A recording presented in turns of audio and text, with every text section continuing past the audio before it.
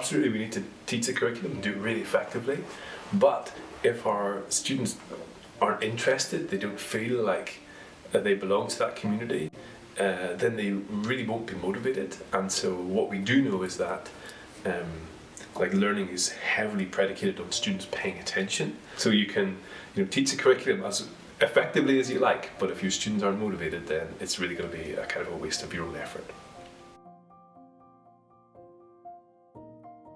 When I talk to schools and teachers about belonging, it often comes across as a kind of like a dark art that some teachers have and other teachers don't. And I think what is kind of a useful thing to do is, what the evidence helps us to do is to kind of drag it from the realm of mystery into the realm of science, where we can start to do something about it. But when we look at some of the factors that make a difference, it actually becomes a lot easier. So for example, we know that making sure that our classrooms are an inclusive environment makes a big difference. Going beyond that, making sure that each student feels they have some kind of status within the group seems to make a big difference. So making sure as a teacher you know their names, you know the student backgrounds, what they care about, what makes them tick.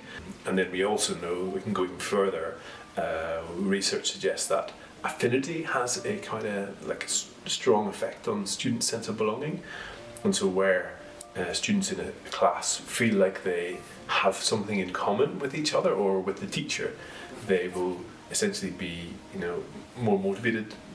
The social norms of that group will have a greater effect on them, and they'll end up learning more as a result and being happier.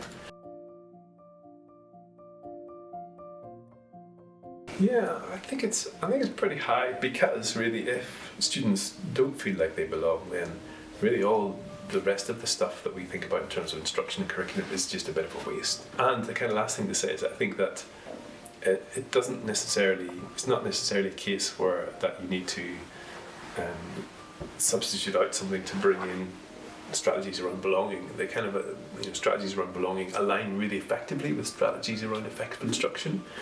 We know that things such as cold call, where a teacher selects a student to answer a question rather than just ask students to put their hands up, can increase feelings of student belonging.